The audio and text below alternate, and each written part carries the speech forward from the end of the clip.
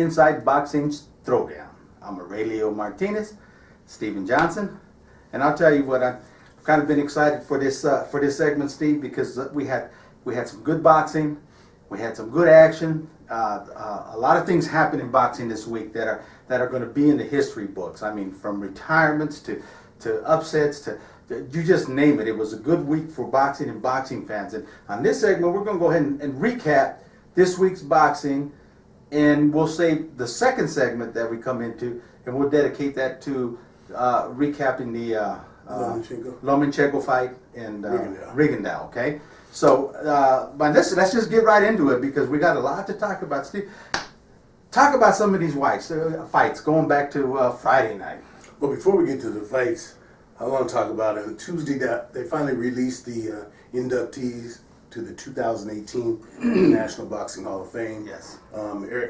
Mexican legend Erik Morales, heavyweight superstar Vitaly Klitschko, and our defensive master Ronald Winky Wright. You know, we are very familiar with all three of them. I think a lot of people were, from what I can tell, they were a little bit amazed that Winky Wright made it, but you and I both know that Winky Wright, his career was, I mean, well deserved of it. He's the one that started the Winky defense, the peekaboo. I mean, the earmuffs, and now you hear everyone talk. Well deserved, and you know what? I'm gonna let you go with that, but I just want to say something, because I've been very critical on the Hall of Fame because of their lackadaisio inductees and falsehoods, I'm going to call it, because they've been rigged.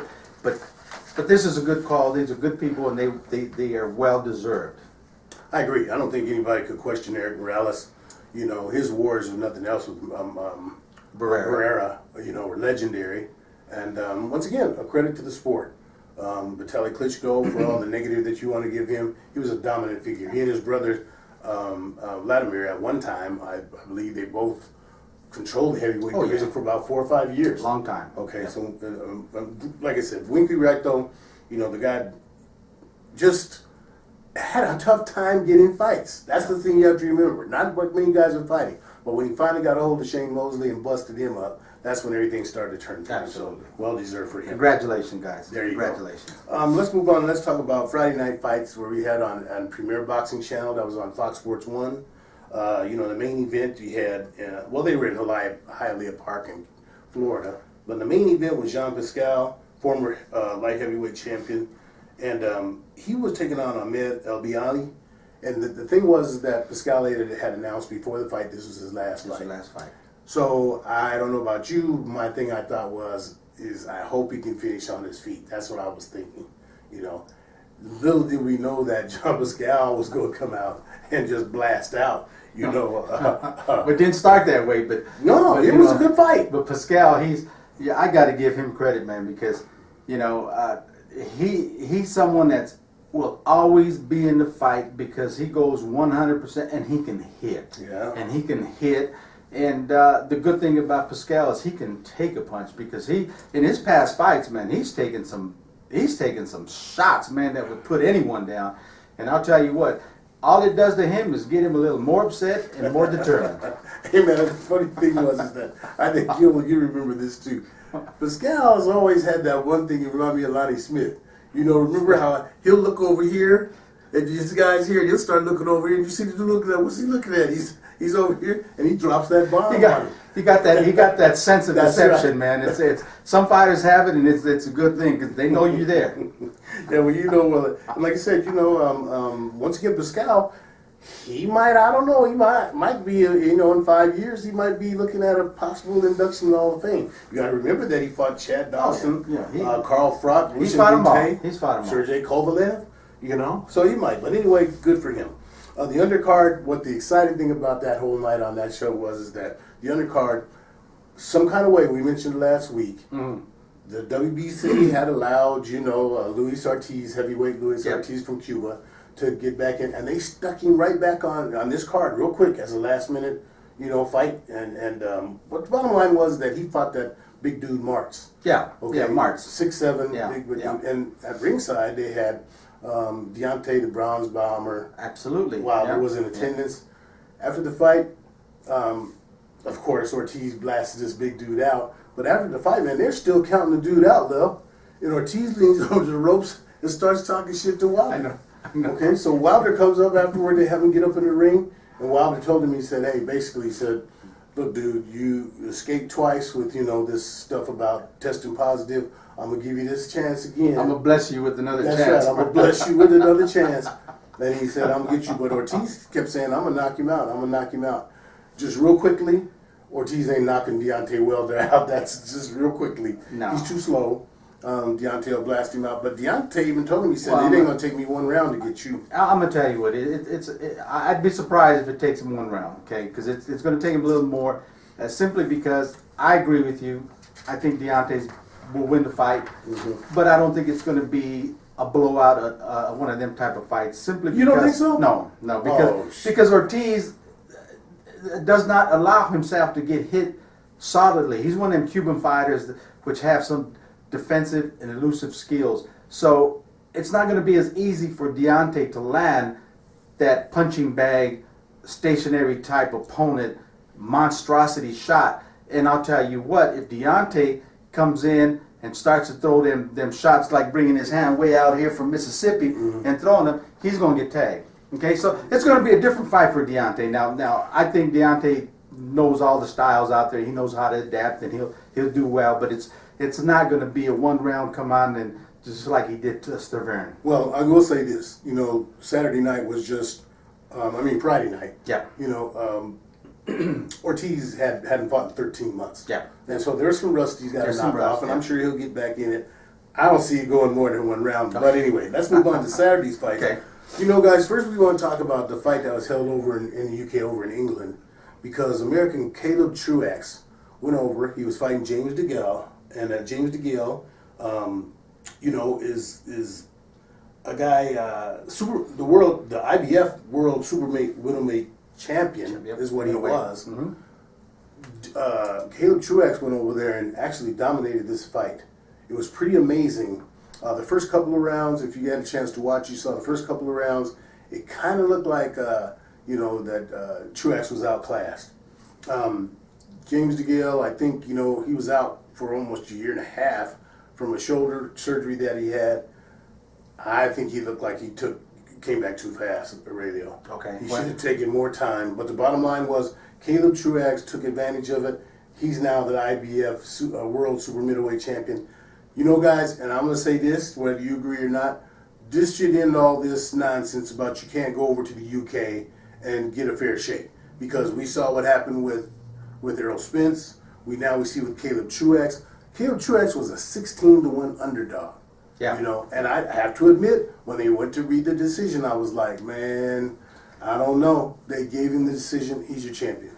Think about it. Mentally, you got to get that out of your head, because too many fighters say, I'm not going to go fight in another country or something because I'm going to lose a decision. Go out there and fight. If you got the skills and the talent to win a fight, then go out there with that mentality. Okay. Stevie Johnston, Muhammad Ali, they didn't care where, when, and what time or whatever. Yeah. It just happened. So okay. Now let's talk about there. Real quickly. At the theater, as you like to say, the theater. The Madison Square Garden. You call it the back door. The back door, the basement. You had Michael Conlon won. I don't kind of talk too much because we agree that was very mundane. Featherweight, Shakur Stevenson, our Olympian kid, he won. Now he's 2-0. Michaela Meyer, she got hurt. Shakur's 3-0. I'm sorry, Michaela Meyer is now 2-0. She was impressive. But the fight we had, real quick, Lel, we're going to have to go over on this because we had Denver's Don Gonzalez. Fights out of the TLC Boxing Club here. He was fighting kid Jose Gonzalez, who's from New York. Yep. And he's the top-ranked prospect. Exactly. Okay. Olympian, whatever they call him, yep. I'm just going to call it like it is. First of all, the fight was declared a draw. We want to give Coach Judge Don Ackerman all the credit in the world. He had to fight 58-56 for a Don. For a Don Gonzalez. This other one, Ortiz and Palulau, they had to fight a draw, which is absolutely ridiculous. Everybody knows that a Don won that fight. Don, congratulations to you. Congratulations to Donald Caminiti, his coach. You guys know what the deal is, and everybody else knows it too. It's just shameful, Aurelio. Now, this is a situation where, you know, you expect a fair, you know, I don't know. Only good thing is Adon got the draw. It didn't hurt him as much as a loss. Well, let me tell you.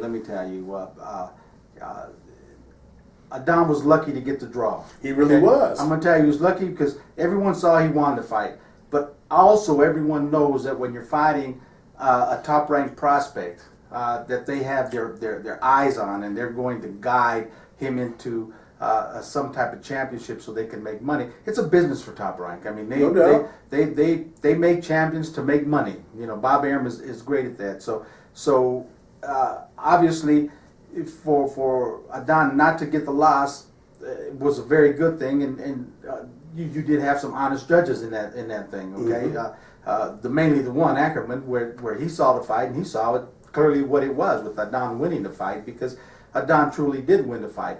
And I'll tell you what makes me happy is even though he came out with the majority draw, because the other two judges didn't have the heart to give him the win when he won, but at least they didn't deliberately give him the loss. But what I like is Adon showed one thing. He showed Top Rank that their prospect is going to be a little bit more work than they bargained for, okay? Yeah. They bargained for, because I'm going to tell you what, they saw Adon's record, they saw who he's fought before, and they said, this guy's perfect. And this Olympian Jose, he couldn't handle Adon. So they got to be really careful with him. And hey, real quick, I know what you're saying, but real quick, your matchmaker is going to be in trouble about that fight because he didn't do his homework correctly. Well, I'm going to tell you what, Bob Arum gets upset. He gets upset when you don't do your homework in matchmaking, and then matchmakers over at Top Rank, they're probably sitting down on the chair this morning trying to explain. Now, real quick, we've gone way over in our first, but we have to end, in a fantastic fight that was on HBO, where we got to see a Mexican super featherweight, Orlando Salido, and another Mexican against Miguel Roman. Man, Aurelio, what a good fight. I don't know. Did you get the chance to see the whole fight? I didn't see it, but I read all the reviews and everything on the well, let me tell you, I tried to get a hold of you, tell you to turn it on, but I know you had family stuff going. I was in bed, of course, still battling this cold. Yeah. But the bottom line, this was a great fight. I mean, not a good fight. It was a great fight. Okay. Salido, as usual, he got knocked down, I think, in the 4th round and the 8th round. Then finally, the 9th round, it was stopped. Yeah, he retired, right? But in between those rounds where he got knocked down, and he gets knocked down a lot, but he would always come back, and it looked like he might be coming back again.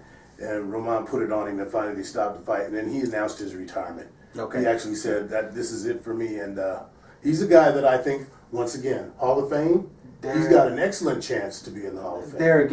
There again, fighters that provide the fans with what they want, good fighters, good talent, and by all means, well deserved.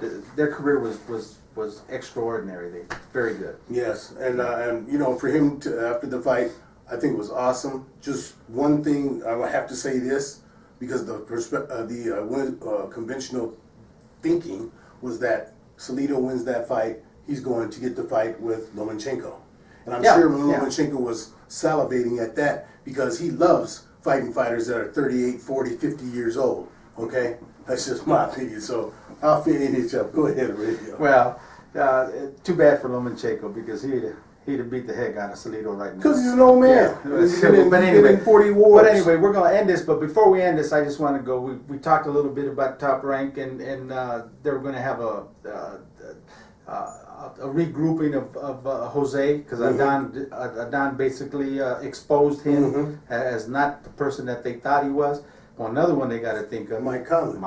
Yeah. Mike Conlon is turning out to be really a big disappointment. So they got to back him up, and they better keep feeding him these guys that are 3-9 and 2-1 and whatever the case may be, because he looks really like the guy, one of the guys that the amateur style is basically they can't make the hump. They can't make that jump into the professional rankings, because I'm gonna tell you what, when he gets in there with contender names, household names, he's not gonna finish. Oh no, he's not gonna finish. So anyway, so all right. So good, but anyhow, come back and see us on our next segment, because I know everybody's waiting to hear about this fight, the Lomachenko fight, and not so much that it turned out to be the fantastic fight that everybody was waiting for, but a lot of talk surrounding that fight, the future, and everything else. So, Steve, we're going to come back, talk about that. You got it. Until we do, guys, keep them hands up, all right? Keep them